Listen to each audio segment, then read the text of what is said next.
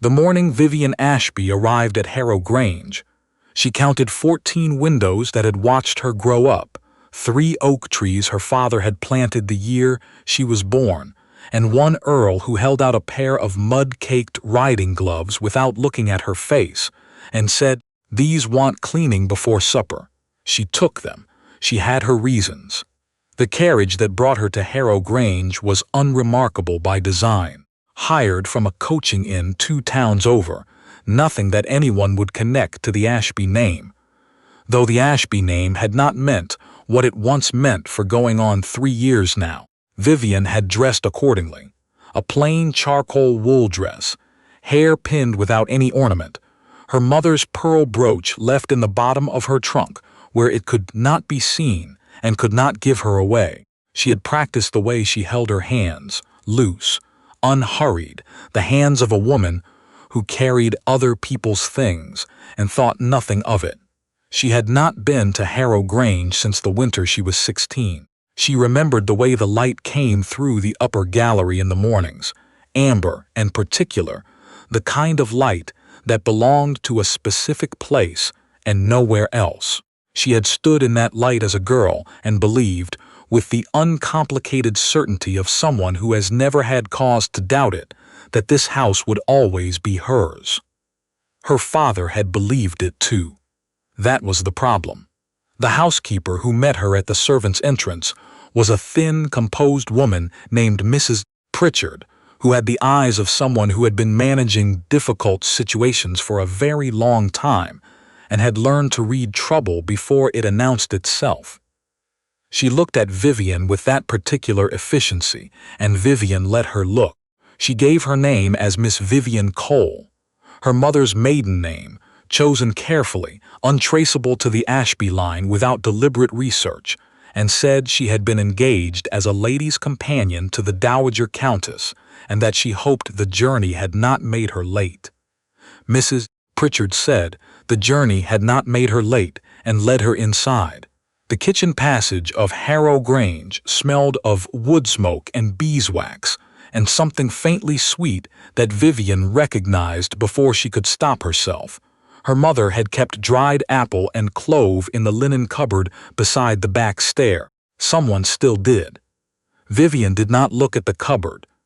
She followed Mrs. Pritchard through the passage and into the East Hall, and told herself she was simply a woman walking through a house she had never visited before, and that the tightness in her chest was nothing that required attention. They were crossing the East Hall when the door to the study opened. He was not what she had expected, though she had not let herself form many expectations. The Earl of Harrow was 31, according to the legal correspondence she had read before leaving London.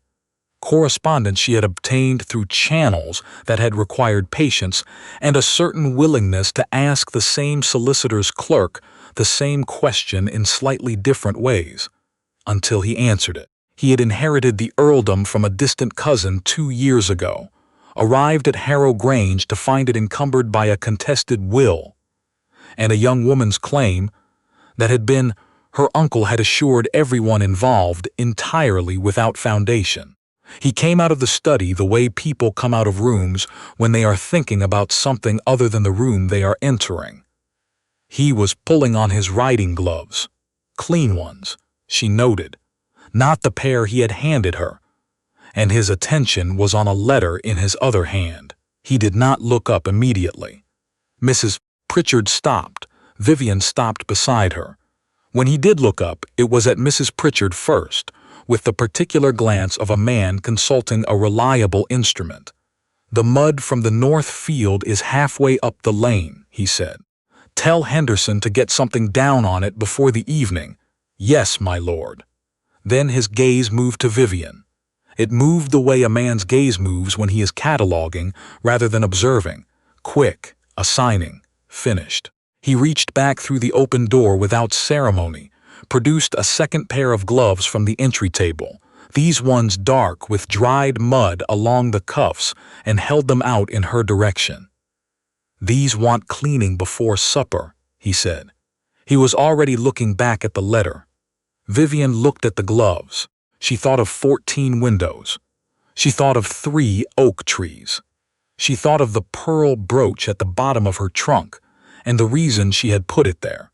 She took the gloves. He was already walking toward the front entrance, letter in hand, coat half buttoned with the distraction of a man who has too many things to think about and has ranked them in an order that does not include her. Mrs. Pritchard watched him go. Then she turned to Vivian with an expression that was not unkind and was not apologetic. "I'll show you to your room," she said quietly. "Thank you," Vivian said. "That would be very kind." She followed the housekeeper up the back stair, muddy gloves in hand, and she did not look at the walls she had memorized as a child, or the window at the landing that faced the oak trees, or any of the things that would have required her to feel something she had not yet scheduled. She would feel them later. She had learned to be very organized about feeling things. Her room was small and faced the north garden. She set the gloves on the washstand, removed her traveling coat, and sat on the edge of the narrow bed and took out the letter. Her father had written it 8 months before he died. She had read it 11 times. She knew what it said. She looked at it anyway, at his handwriting, which was careful and upright and slightly old-fashioned, the hand of a man who had believed that documents mattered, that the right paperwork in the right hands could stand against almost anything. He had been right. He had also understood that the paperwork would need a witness, and that the witness would need to trust her, and that trust could not be demanded or assumed. It had to be demonstrated. It had to be earned in the way that most things worth having were earned, quietly, without announcement, over time. She folded the letter. She picked up the gloves. She supposed she had better clean them. She was thorough about it. She was thorough about everything she did in that house during those first days, not because she had anything to prove to anyone who was watching, but because thoroughness was the thing she had left when everything else had been taken. And she intended to keep it. She returned the gloves to the entry table before supper, cleaned and buffed and set in their proper place. No one commented on them. She had not expected anyone to. The Dowager Countess, Lady Harrow, was a small, sharp-eyed woman of 67 who lived in the West Wing and received her companion each morning with the air of someone who had survived considerable personal difficulty and was not yet prepared to be impressed by anything. Her name was Margaret, and she was the Earl's grandmother, not his mother. A distinction she made clear within the first 10 minutes of Vivian's employment, with the precision of a woman who was tired of being misidentified. "His parents are gone," Lady Harrow said on that first morning, straightening the cuffs of her dressing gown with unnecessary focus. "My son and his wife, both. James was raised largely by this house, which means he was raised by Mrs. Pritchard and by me, in that order, and neither of us did a perfect job of it. He is too quiet, and he thinks too much, and he has been handed a situation he did not create, and he is trying to manage it correctly." She looked at Vivian. "I don't suppose you know anything about that." "A little," Vivian said. Lady Harrow looked at her for a moment longer than was entirely comfortable. Then she said, "We will get along, I think," and changed the subject entirely. Vivian's days fell into a rhythm. Mornings with Lady Harrow, who talked and did not require her to do much more than listen, which suited Vivian perfectly because she was listening to rather more than Lady Harrow understood. Afternoons assisting with household correspondence, which gave her access to a certain amount of paperwork that she found useful.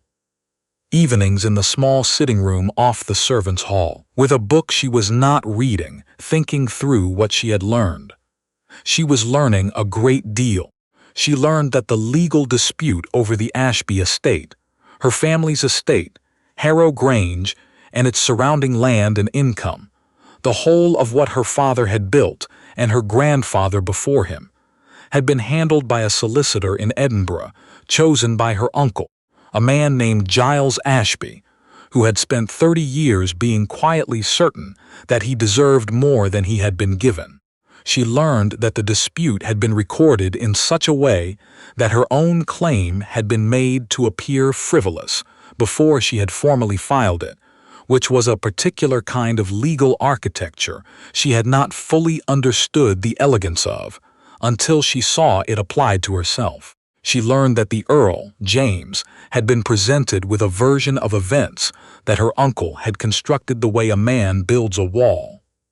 One stone at a time, each one placed to bear weight, so that by the time you stood back and looked at it, the structure seemed inevitable. She also learned from Lady Harrow, who spoke freely about things she would have guarded more carefully, had she understood the quality of her companion's attention, that the Earl had reservations he had not expressed to anyone, that he was not a man who had reviewed the situation and found it satisfying.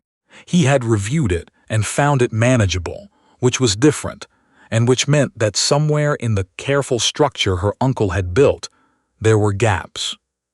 She found the first gap on her 5th day. She had been assisting with the household correspondence, a task that mostly involved organizing papers and occasionally drafting responses that Mrs. Pritchard then reviewed, when she came across a letter from the Edinburgh solicitor dated 14 months ago. The letter referenced an original document that had been filed with the estate records.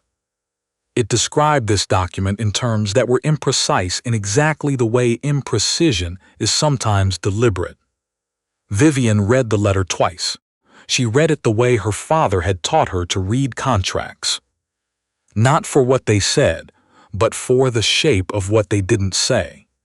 She set it back in the correct position, in the correct folder, and said nothing. She had learned a long time ago that the first thing you found was rarely the thing you needed. It was the thing that told you where to look for the thing you needed. She found that on her 8th day, the records room was at the end of the east corridor, 2 doors past the library. She had identified the lock on her 3rd morning, and the key that fitted on her 5th, and the optimal window of time to use it. 11 o'clock. After Mrs. Pritchard had retired, before the footman made his last round, on her 7th.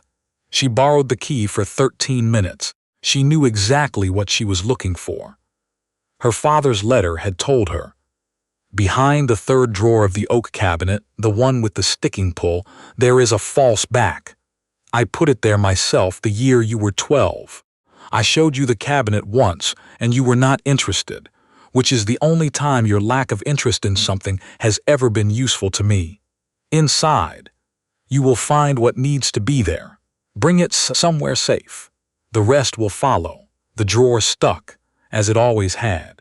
Vivian worked it open with the patience of someone who had done it before, years ago, as a bored 12-year-old, looking for something more interesting than her lessons. The false back was there. The document inside was wrapped in a piece of oilskin, tied with the plain brown cord her father had used for everything that mattered. She did not open it that night. She replaced the false back, closed the drawer, returned the key, and went to bed with the document inside her traveling coat, hung on the back of the door. She lay in the dark and breathed and allowed herself, for the first time since arriving at Harrow Grange, to feel the specific, complicated relief of a person who has prepared for something for a very long time and has found, arriving at the moment, that the preparation was correct. She opened it before dawn. It contained her father's will, properly executed, witnessed by 2 people she recognized, notarized by a solicitor in London, whose name was on the filing records she had memorized. It contained a letter from that solicitor, confirming the will's validity and the location of the original filing, and it contained a handwritten note from her father, 4 lines. You found it. I knew you would. The house has always been yours.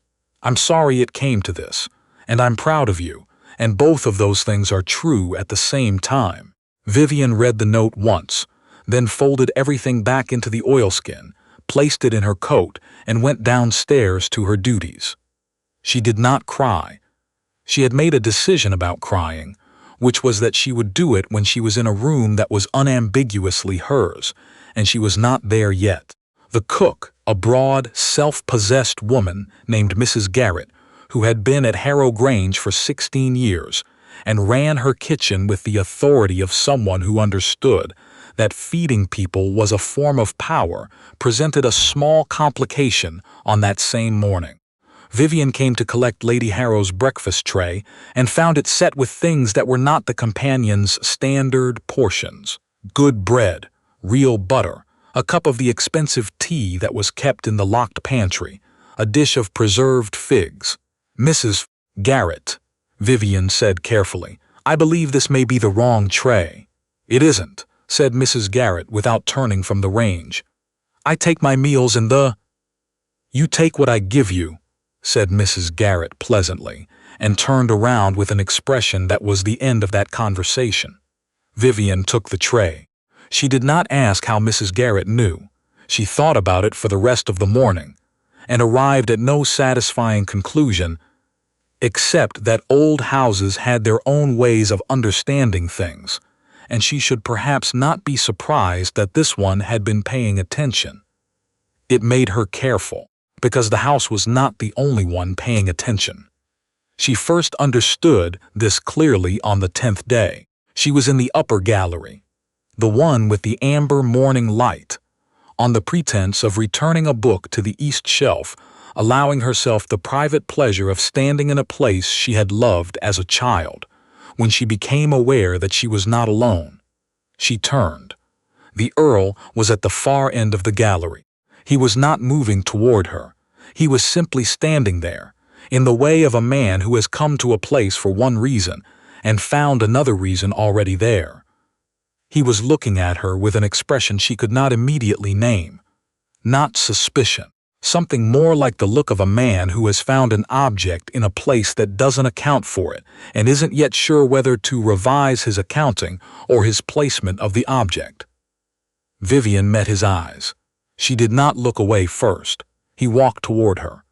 He stopped a few feet away.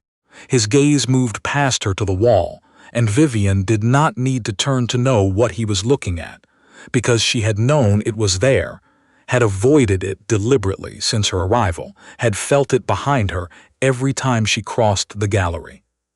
She turned anyway.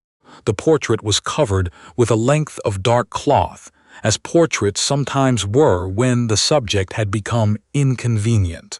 But the frame was visible, and the frame was gilded with a particular pattern she had traced with her finger as a small child, and the shape beneath the cloth was unmistakable. A woman, seated, her posture upright, her hands folded the way her mother had always folded them when she was trying to appear calmer than she was. Vivian's hand moved, just slightly. An instinct older than her plan for being here. She stopped it, but not before he had seen it. "You know that portrait," he said, not a question. Vivian turned back to him. Her voice was steady. "I was looking at the frame," she said. "The gilding is unusual." He looked at her with the look of a man who knows he's been given an answer that isn't the answer to the question he asked, and is not sure yet what to do with that. "The portrait is covered," he said, "because the estate's previous ownership is a matter of ongoing legal consideration." "Of course," Vivian said. He held her gaze a moment longer. Then he turned and walked back down the gallery. Vivian stood alone in the amber light. She turned back to the portrait, to the shape beneath the cloth, and she reached out and touched the corner of the frame, once lightly, the way you touch something you have been missing. Soon, she thought, to her mother in the painting, to the house around her that was learning her again, the way a house learns the people who belong to it. She smoothed her dress and walked on. Her uncle arrived on a Friday. She had known he was coming. Lady Harrow had mentioned, in passing, that Giles Ashby was expected before the end of the fortnight, that he had been corresponding with his lordship about matters related to the estate settlement.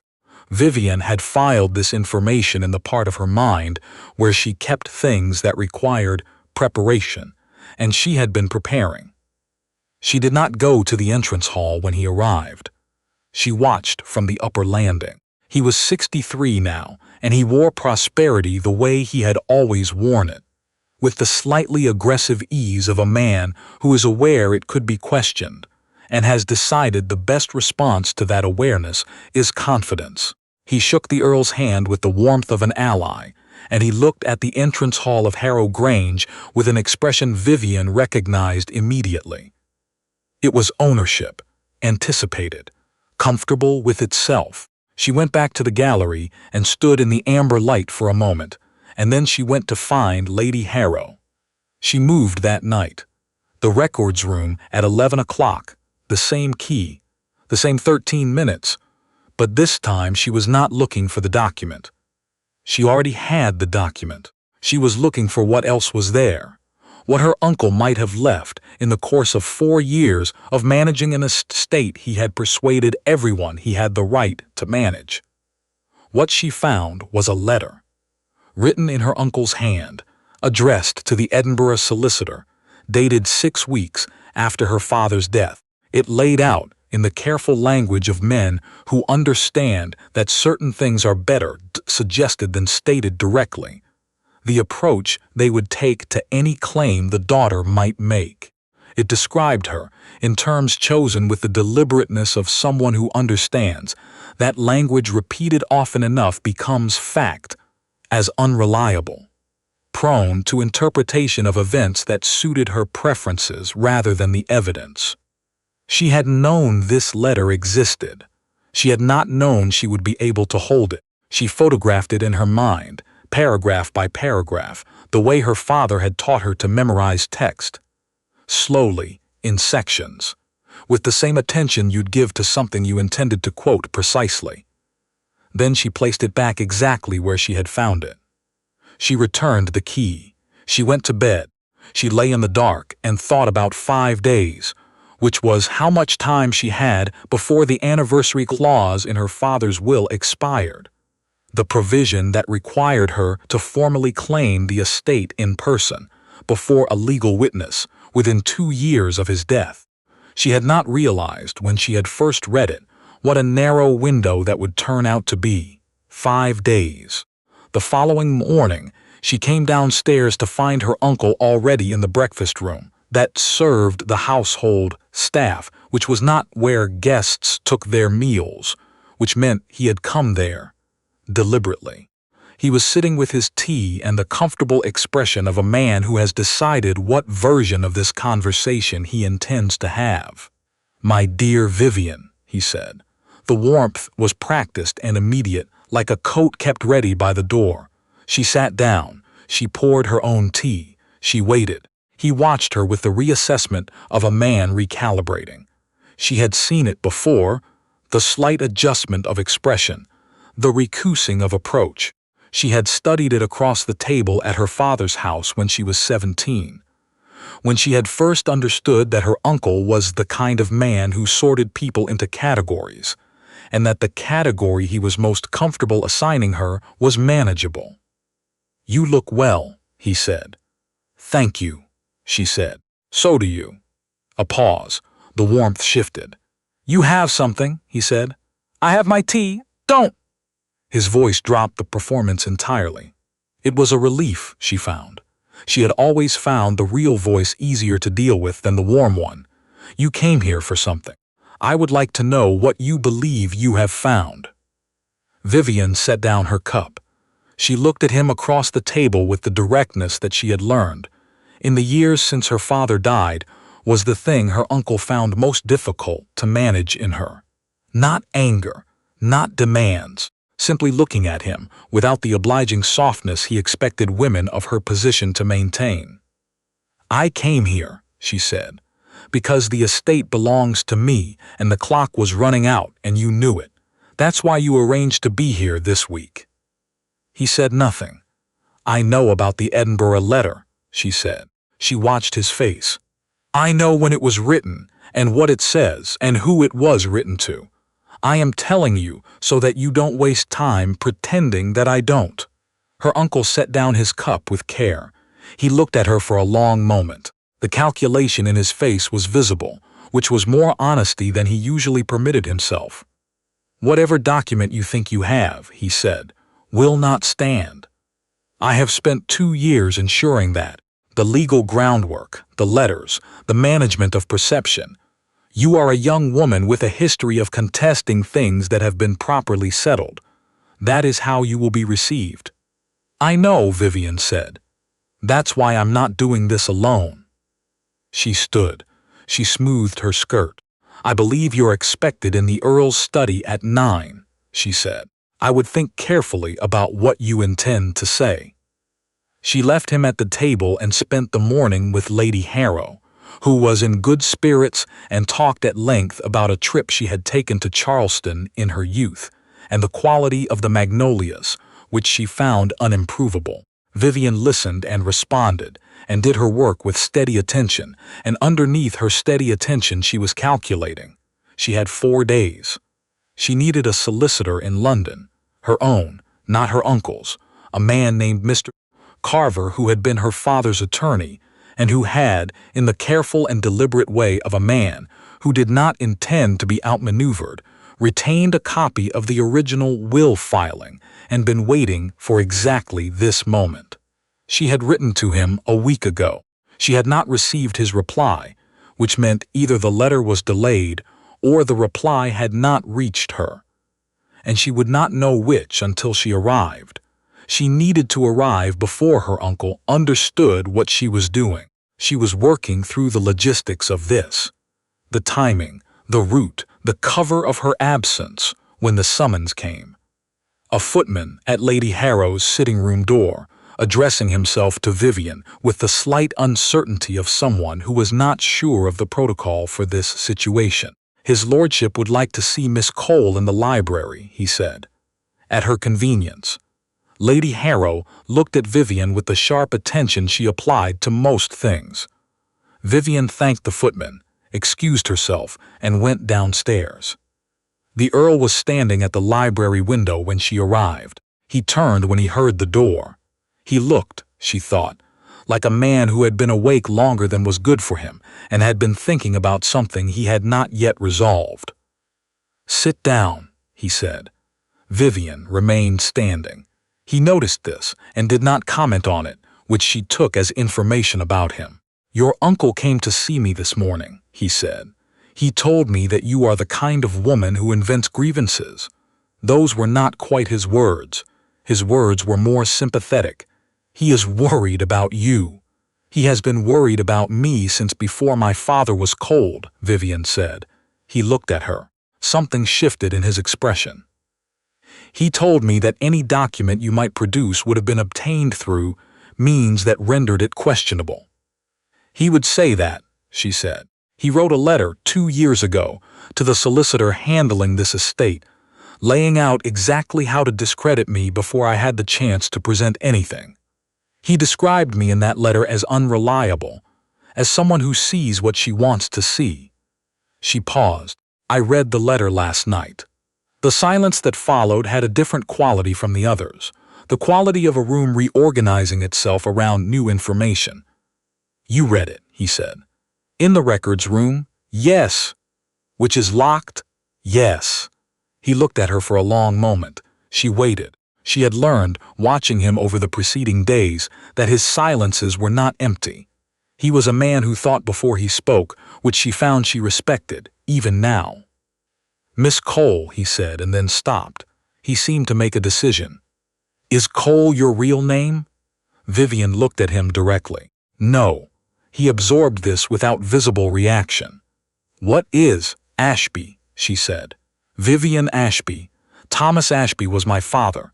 This was his estate, and his father's before him, and the will that assigned it to my uncle's management, pending my claim, was obtained under circumstances that I can demonstrate were fraudulent. I have the original document. I have 4 days before the anniversary clause expires, and I need a witness whose testimony cannot be easily dismissed." She paused. "I came here because I had no better option. I want you to understand that I am not asking you for anything you are not in a position to give." The Earl said nothing for a long moment. "Show me," he said. She reached inside the front of her dress, where she had moved the oilskin that morning, and placed it on the table between them. He did not reach for it immediately. He looked at it the way a man looks at something that is about to change the nature of a situation he thought he understood. Then he picked it up and read it. He read slowly. She watched his face. He read the will first, all the way through, and she saw the moment he reached the ownership clause, because the line of his jaw shifted fractionally, with the adjustment of a man revising a foundational assumption. He read the solicitor's letter. He read her father's note last, and he was quiet for a long time when he finished. Then he set the documents down and looked at her. "Why didn't you tell me immediately?" he said. She had prepared this answer. She did not give the prepared one. "Because I needed to know," she said, and her voice came out quieter than she had planned. "Whether you were the kind of man who would use what I gave you against me before I gave it to you." He was still. "My uncle has spent 2 years building a version of me," she said, "a version in which anything I say arrives already discredited. If I had come to you on the first day and told you the truth, you would have had 2 choices. You had no reason to choose the right one. I gave you time to make it on your own." "The gloves," he said. His voice was different. "Yes." He stood. He walked to the window and stood there with his back to her, and she watched the set of his shoulders, the particular tension of a man who was doing something difficult and private and was not going to perform it for an audience. She respected that, too. "The deadline," he said. "When exactly?" "Thursday, before noon." He turned. He looked at her across the library, her father's library, her library, the room where she had read her first grown novel at 11, and her father had pretended not to notice she was reading something above her age. And he said, "I'll ride with you to London, tonight, if the horses can manage it. We'll reach Carver's office before it opens and be done before your uncle understands we've gone." She looked at him. "You don't know yet that the will is legitimate," he said. "I know what a legitimate document looks like. I've read enough fraudulent ones in the past 2 years to know the difference." He crossed to the table and picked up the oilskin. He held it out to her. "Keep this on you." She took it. She looked at him. "Why?" she said. Not accusingly, genuinely, she wanted to know. He seemed briefly caught off guard by a direct question, which she found interesting. He recovered. "Because it's the right thing to do," he said. And then, with the honesty of a man who has decided to tell the truth about something that costs him slightly more than he expected. "And because I handed you a pair of gloves on your first day and assumed things about you that I did not examine. I'd like to address that." Vivian looked at him for a moment. "Be ready in an hour," he said. "I'll need 2, she said. "I have to tell Mrs. Pritchard I'll be absent without telling her why. Tell her I've asked you to accompany me to the city on estate business," he said. "That's true enough." She nodded. She went to the library door.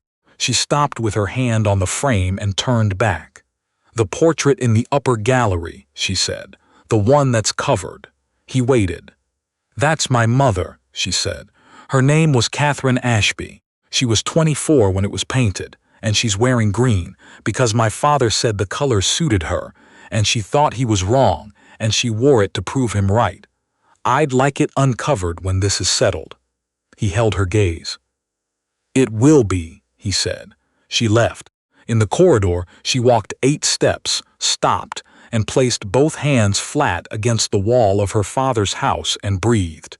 Then she straightened and went upstairs to pack. They left at 10:30. No carriage. He had decided on horses, which would be faster on the back roads and less visible from the main approach. Vivian had grown up on this land and knew every field path between Harrow Grange and the London road. She said so when he looked at her small trunk with the mild concern of a man reassessing logistics. "My father taught me to ride on the East Field," she said. "I know this land better than anyone on it." He accepted this, as he had accepted most things she told him, without unnecessary comment. They rode through the back gate and down the eastern lane in the dark, and the smell of the fields was the smell of her childhood.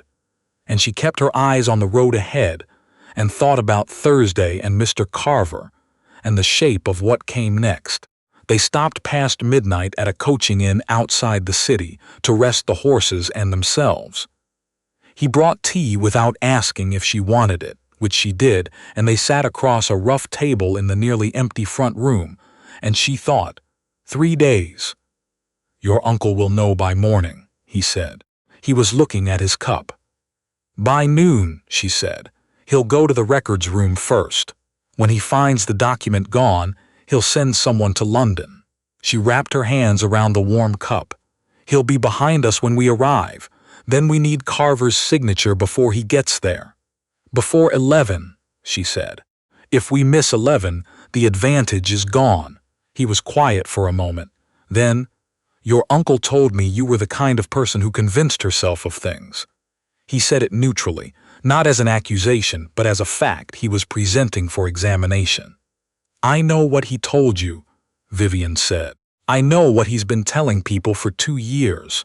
I would like to point out that I have been in your house for 11 days, and I have not once tried to convince you of anything. He looked at her across the table. No, he said, you haven't. They reached London in the gray early morning. Mr. Carver's office was on a narrow street near Lincoln's Inn, the kind of office that looked exactly like what it was. Small, permanent, immovable. A man who had been doing one thing for 40 years and had become very good at it. He was there when they arrived. He opened the door himself and looked at Vivian with the relief of someone who has been waiting and is glad the wait is ending. Then he looked at the Earl behind her and revised several expressions in rapid succession before settling on careful. Mr. Carver, Vivian said. This is the Earl of Harrow. He's here as a witness. Mr. Carver looked at the Earl for another moment. Then he stood back from the door. Come in, he said. What followed was the most careful 2 hours Vivian had ever sat through. Mr. Carver was not a fast man. He was a thorough one, which was what she had always counted on. He asked questions she had been expecting, and some she hadn't, and she answered all of them with the precision of someone who had been preparing for this specific conversation for years. The Earl sat in the corner and said nothing unless addressed, and when he was addressed, he answered with a directness that did not embellish or deflect, and that had the effect. She could see it in Mr. Carver's posture, of a man whose presence in the room did its own work. At one point, Mr. Carver looked at him over his spectacles. You are prepared to provide a signed statement that you personally examined this document and found no irregularity in its execution. I am. And if that statement is challenged in court, the Earl looked at Mr. Carver with the patience of a man who has ridden through the night and sat in a solicitor's office for 2 hours and is not going to be uncertain about what he's doing here. I rode through the night, he said, and I read the document, and I am signing the statement. That is what I am prepared to do. Mr. Carver accepted this. He returned to his papers. At 11:43, Vivian signed her name to the formal claim. Mr. Carver signed below it. The Earl signed as witness. The seal went down with the gravity of something that had been a long time coming. It's done, Miss Ashby, Mr. Carver said quietly. The claim is properly recorded. The estate is yours. Vivian looked at the document, at her name on it, and her father's above it, and the seal that turned a truth that had always existed into a truth that could not be argued away. She said, "Thank you, Mr. Carver," and her voice held. She was proud of that. They stood on the street outside at noon in the particular gray London light that meant the city was awake but not yet fully committed to the day. The Earl stood beside her and looked at the street with the expression of a man who has done what he came to do and is now considering what comes next. "It will be contested," he said. "Yes, Giles will file a counter-claim within the week. There will be proceedings." She breathed the cold air. "But the deadline is met." He nodded. He was quiet for a moment, and then, with the slight effort of a man reaching for something he has not said before, "The gloves. I should not have assumed." Vivian looked at him in the morning light, away from the house and the formal weight of what they both were in it, and she found that he looked, simply, like a man who had ridden through the night and meant what he said. "You rode through the night," she said. "You signed your name. That is more than I had reason to expect." He turned to look at her. Something moved in his expression that she did not examine too closely because she was tired and the moment was already carrying enough. "We should eat," he said, "before we ride back." "Yes," she said. They found a quiet restaurant near the Strand and ate a real meal for the first time in 24 hours, and somewhere in the middle of it the conversation shifted from legal strategy to smaller things. She mentioned the bookshops on Charing Cross Road. He said he had not been to one in over a year, with the slight apology of a man who knows this reflects poorly on him. She told him it was, in her view, a correctable situation. He looked at her for a moment as if he was not quite sure what to do with that, and then, unexpectedly, with the expression of a man discovering something he had not known about himself, almost smiled. She filed it away carefully, the way she filed everything. They rode back in the afternoon, arriving at Harrow Grange in the low golden hour, the light coming long through the oaks her father had planted. Vivian was tired in the deep way that comes after sustained effort is finally permitted to end. She was thinking of her room, of sleeping, of the particular quality of rest that comes after a thing is truly done, when they came through the front entrance and found Mrs. Pritchard in the hall with an expression that stopped everything. "My lord," Mrs. Pritchard said. Then, carefully, "Miss Ashby." The way she said the name was not uncertain. It was the way a person says a name they have known was coming.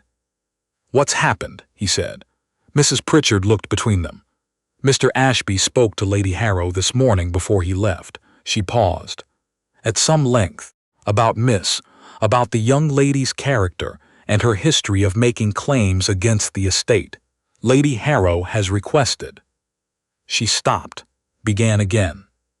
"She has requested that the young lady's employment be terminated and that she leave the premises this evening." The entrance hall was very quiet. Vivian looked at the floor, the same stone floor it had always been, with the long scratch near the east wall where a heavy trunk had been dragged across it when she was 9 years old, and her mother had been very annoyed, and she had pretended to be sorry. She knew every mark on this floor. She looked at the Earl. His face was controlled. The careful face, the one she had watched him deploy in the early days, when she had been assigning him categories, and he had been assigning her. But underneath it something was happening, and she could see that he had not yet arrived at a decision, and she understood, with a clarity that was not kind but was accurate, that his grandmother's word carried a weight she had not fully accounted for. He said nothing. Vivian made the decision for him. "Thank you, Mrs. Pritchard," she said. Her voice was even. It was always even. "I'll pack my things. An hour, Miss Ashby," he said. "It's quite all right." She did not look at him. "The claim is filed. Everything is in order. I'll be perfectly fine." She picked up her traveling coat, which she had set on the entry table, and she walked upstairs. She packed with the methodical efficiency of a person who has packed quickly in difficult circumstances before and understands that the hands must have something to do. She folded each thing precisely and placed it in the trunk, and did not look at the small window that faced the oak trees. She had allowed herself 14 windows on the day she arrived, and she had used that allowance, and she was done with it for now. On the window ledge was a small branch of oak leaves she had found on the garden path her third morning and brought inside without fully admitting to herself why. She looked at it for a moment. She left it where it was. She wrote a letter at the small desk. She wrote it in her father's careful hand, or tried to. She wrote for several minutes and did not reread it. She left it on the desk, unfolded. She carried the trunk downstairs herself. Mrs. Pritchard was in the hall and moved to help. Vivian shook her head with a smile. Mrs. Garrett appeared from the kitchen corridor, and her face did something complicated that Vivian answered with the small shake of her head she had developed for messages that had to be silent. Not yet, but it's coming. She asked for a carriage. She waited in the entrance hall. She did not look at the upper gallery. He appeared on the stairs. He came down them with the look of a man who has reached a decision that took longer than it should have and is uncomfortable with the delay, but is no longer delaying. She watched him descend, and she thought, here it is, and she was too tired to prepare herself for it, which meant she was just watching him with whatever expression her face had decided to wear. He reached the bottom step. He looked at her trunk. He looked at her. "Please don't," she said. She kept her voice very gentle. "Whatever you're about to say, I'd rather you didn't. I have the document, the claim is filed, and I will be fine. I've been fine for a long time." She picked up her trunk and walked out the front door. The carriage came. She got in. She looked straight ahead as they went down the drive between the oak trees, and she held the oilskin against her ribs with one hand, and she breathed, and she did not cry. Because she was not in a room that was unambiguously hers, and she had made a decision about that, and she intended to keep it. She thought about what she had wanted without realizing she was wanting it. Not just the house. She had known she wanted the house. She had permitted herself to want the house. She put the thought away. She was very good at putting things away. On the desk in her room at Harrow Grange, the letter she had written sat open. It said, "My lord, I left the records room key with Mrs. Pritchard. I borrowed it twice. She may or may not have noticed. I thought you should know. The oak trees along the south drive need their lower branches cleared before winter, or the carriageway will close over. The groundskeeper will know which branches if you ask him. He has been waiting to be asked. The portrait in the upper gallery is my mother. Her name was Catherine Ashby. She is wearing green because my father told her it suited her, and she wore it to prove him right. And I think she was glad she did. I would like it uncovered when the house is mine. I would like it to stay in the gallery where the amber light reaches it in the mornings. I don't write this to make you feel anything in particular. I write it because these things should be known by whoever lives in this house. Thank you for London. I mean that without condition. Vivian Ashby." He read it standing at the small desk. He had come up 40 minutes after she left, after standing in the entrance hall for most of those 40 minutes saying nothing to anyone. And then going upstairs with the look of a man who has finished deciding something. The room smelled faintly of something outdoors. Clean, like oak. He read the letter twice. He stood at the window and looked at the south drive in the dark and thought about a woman who had arrived in his house with a plain gray dress and borrowed gloves to clean and had known every stone of the place from the first moment and had never once announced it. Who had taken the thing he handed her and said thank you, that would be very kind, and meant something else entirely by the patience of it. He thought about what he had done at the bottom of the stairs. He had done nothing. He had stood there while she walked out of her own house carrying her own trunk. And he had said, please don't, as if that were something. And he had let her go because his grandmother's distress was real, and because the legal matter was settled, and because there were reasons. And he knew, standing at the window of the small room that still held the warmth of her, that the reasons had been the wrong currency for the wrong debt. He folded the letter. He put it in his coat pocket. He went downstairs. His grandmother was in the sitting room with her embroidery and the self-possession of a woman who believes she has managed something correctly. She looked up when he came in. "James," she said, "I think it was for the best." Giles explained very clearly. "Giles Ashby," he said, "has been managing an estate that does not belong to him for 2 years, while his niece prepared to take it back. He came here to stop her, and he used you to do it. He looked at his grandmother steadily. Everything he told you about her was constructed. He wrote a letter 2 years ago, laying out how to do it. I have seen the letter. Lady Harrow was very still. She owns this house, he said. She has always owned it. We have been living in it, and she came back and cleaned my gloves and said nothing and waited. He let that sit for a moment. I should have seen it sooner. His grandmother set down her embroidery. She looked at her hands. She had the expression of a woman doing the kind of revision that requires set aside things she has held with real confidence and doing it honestly, which was the only way she knew how to do anything. She never asked for anything, Lady Harrow said finally, not defensively, with something close to wonder, not once. I talked and she just listened. I know, where is she now? That, he said, is what I am going to address. Mrs. Pritchard told him the coaching inn at Millfield Cross and that Miss Ashby had left 2.5 hours ago, and that the last southbound stage on a Friday ran late as a rule. He was in the stable yard 9 minutes later. The groundskeeper was there, an old man named Harris, who had been at Harrow Grange for 30 years and who looked at the Earl with the level assessment of someone who had been watching this situation develop and had formed opinions.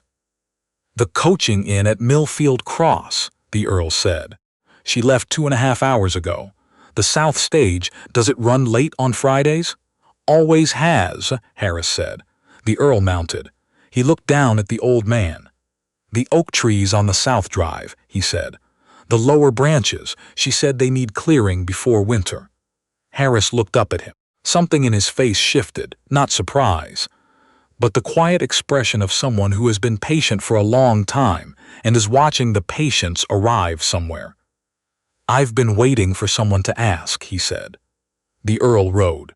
The road to Millfield Cross was 5 miles, and he covered it in the dark with the singular focus of a man who knows exactly what he did wrong and is moving to correct it with everything he has. The night was clear. The road was good. What he intended to say when he arrived was not fully formed, which he was aware of, and which he set aside on the grounds that some things could not be prepared for. The coaching inn was warm and lit, and the stage was still in the yard. He found her in the far corner of the front room, her coat still on, her trunk beside her chair. A cup of tea she was not really drinking in front of her. She had the stillness she always had, but underneath it, this time, something that was not quite resolved. She looked up when he was 3 feet away. Her face, for just a moment, did something it had not done in all the days he had watched her.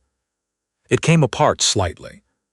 The composure was there, and then was not entirely there, and what was underneath it was something he recognized, because he had felt it himself. Standing at the window of her room reading her letter, she recovered. "My lord," she said.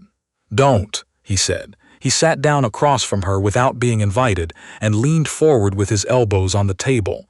Not a particularly lordly posture, and he was aware of that, and he did not adjust it. "I stood at the bottom of the stairs," he said, "and I let you walk out. That was wrong. Not legally. The claim is filed, you're protected, all of that is as it should be. But it was wrong. You walked out of your own house with your own trunk, and I said nothing because I had arranged my reasons into an order that looked like sense, and it wasn't." Vivian looked at him. "Your grandmother knows," he said. "I told her everything. She is revising her opinion of your uncle, which will not be pleasant for him if she ever encounters him again." A pause. "She also said you were the best listener she had met in 20 years. Something moved at the corner of Vivian's mouth. "The legal proceedings will take 6 to 8 weeks, according to Carver. Your uncle will contest. He will lose." He held her gaze. "In the meantime, the estate is in a complicated position technically. I would like you to come back to Harrow Grange. Not as a companion, as its owner, while the proceedings resolve." Vivian looked at the table. She looked at her tea. She looked at the trunk beside her chair, and at the room around her, and then she looked at the man across from her who had ridden 5 miles in the dark, because he had stood at the bottom of a staircase and said nothing and could not make that be the last thing. "There is something else," he said. She waited. He reached into his coat and produced a letter. Not the will, not any document she had seen before. Older, the paper slightly yellowed. "I found this in the estate records when I first arrived," he said. "I read it and didn't know what it referred to. I kept it because it seemed important. I understand it now." He placed it on the table between them. The handwriting was her father's. "Dear Harrow," it began. Addressed to the previous Earl, she understood the distant cousin James had inherited from. "I write as a man who knows he has less time than he would like.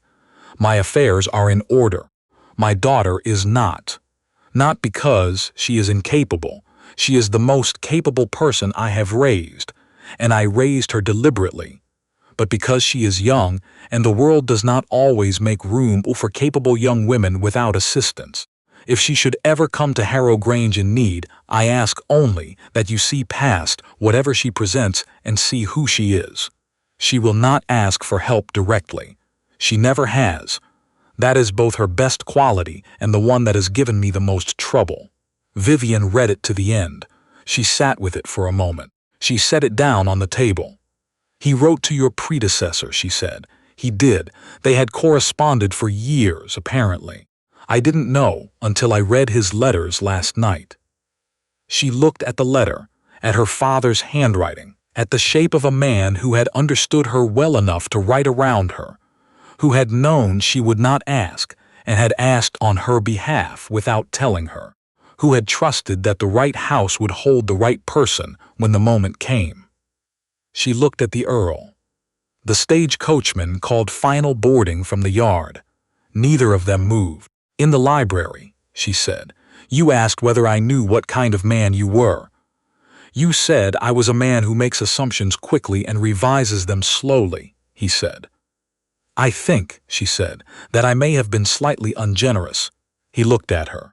"I think you are a man who rides 5 miles in the dark to a coaching inn on a Friday, because he stood at the bottom of a staircase and said nothing, and couldn't let that be the end of it." She looked at him steadily. "That is a specific and considerable thing." The coachman called again. The stage would leave without her. Vivian looked at her trunk. She looked at the door. She looked at the man across from her, who was looking at her with the expression she had been filing away for 11 days and had finally decided she was done filing. "The portrait," she said. "It will be uncovered before we arrive," he said. "Tonight," she looked at him. Then she stood, went to the door, spoke briefly to the coachman, and came back.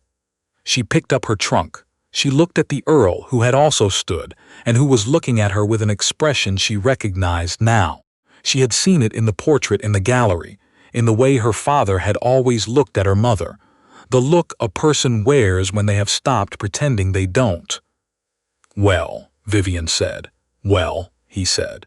They walked out of the coaching inn together into the clear Friday night, and the stars were out, and the road back to Harrow Grange was pale and certain ahead of them, and above the oak trees the sky was enormous.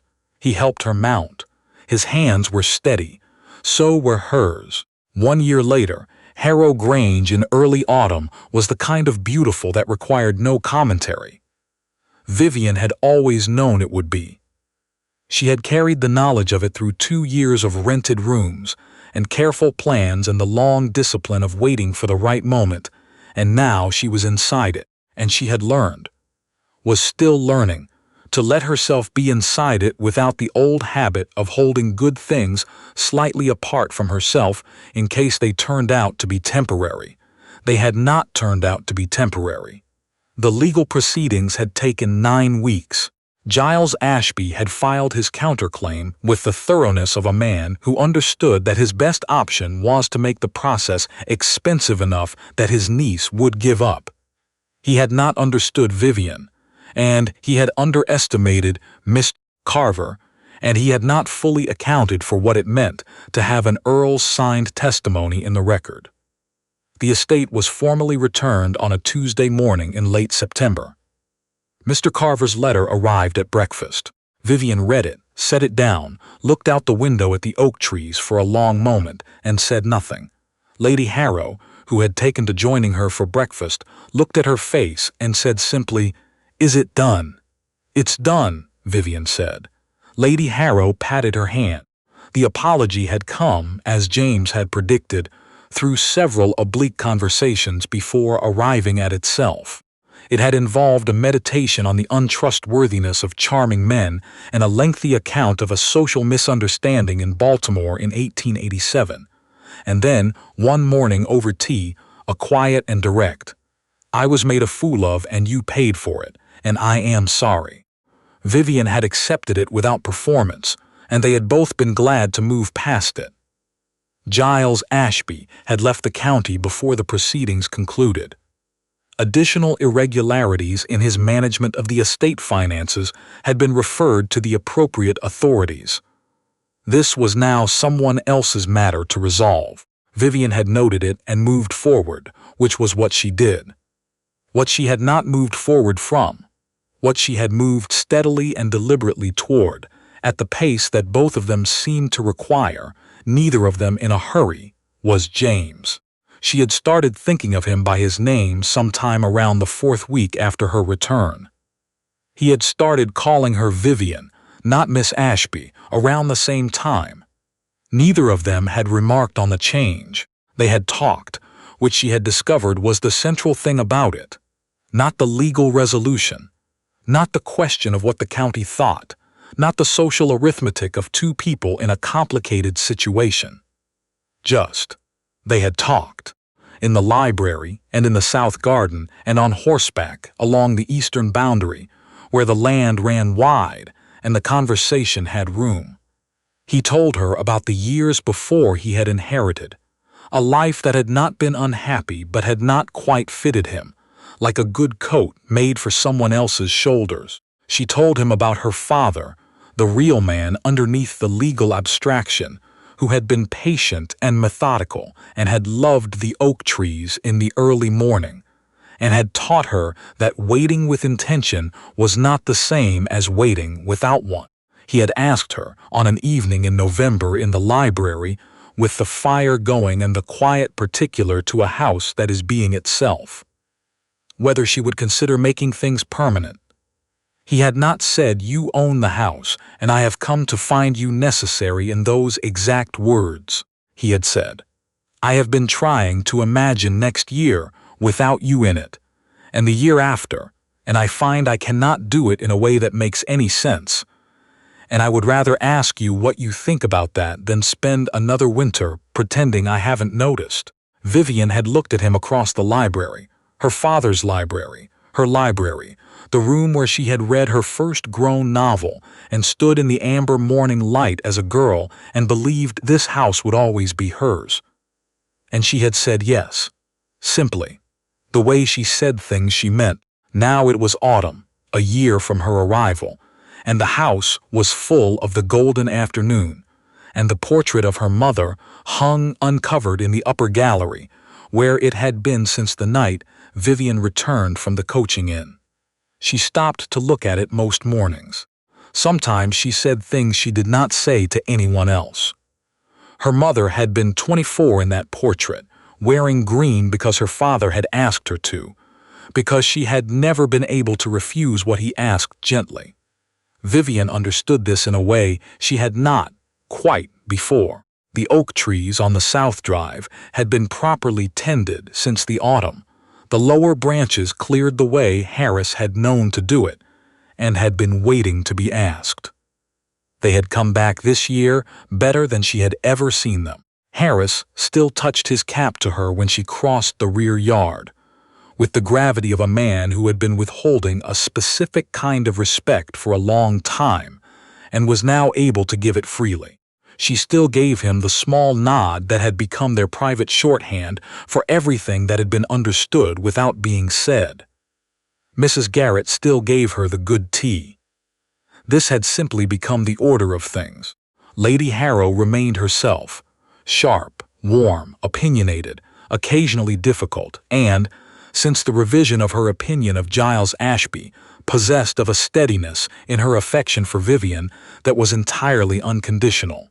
She had taken to asking her, every few weeks, to tell the story of the gloves. She said it settled her nerves better than anything else she had tried. In the entrance hall of Harrow Grange, on the narrow table beside the front door, in a small display case that James had made himself over the course of a winter Sunday, and installed without telling her what he was doing, until it was done, sat a pair of old riding gloves on a square of dark velvet. They were still mud-caked along the cuffs.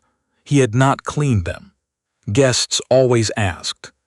There was something about an object in a case in an entrance hall that compelled inquiry, the deliberateness of it, the obvious weight of the choice, and there was always someone at every dinner who could not help asking.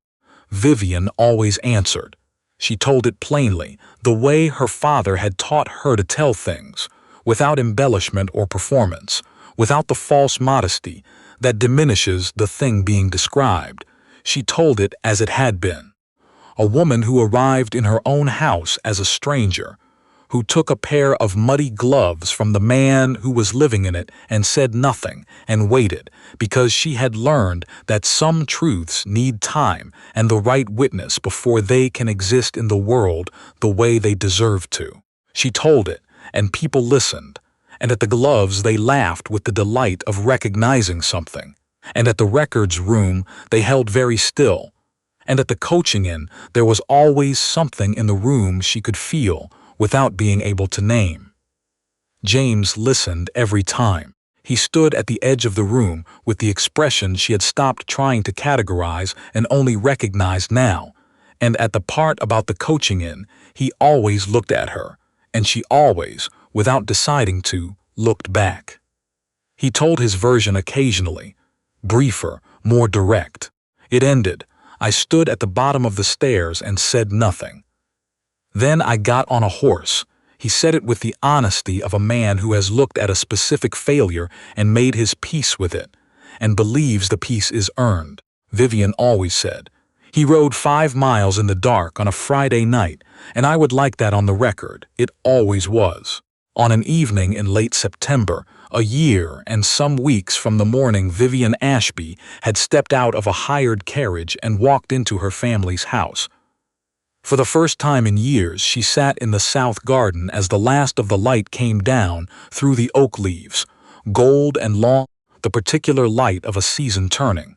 The roses her mother had planted along the east wall had bloomed better this year than last. The air smelled of autumn and old wood and something that was simply, precisely, this place. James came and sat beside her. He did not say anything immediately.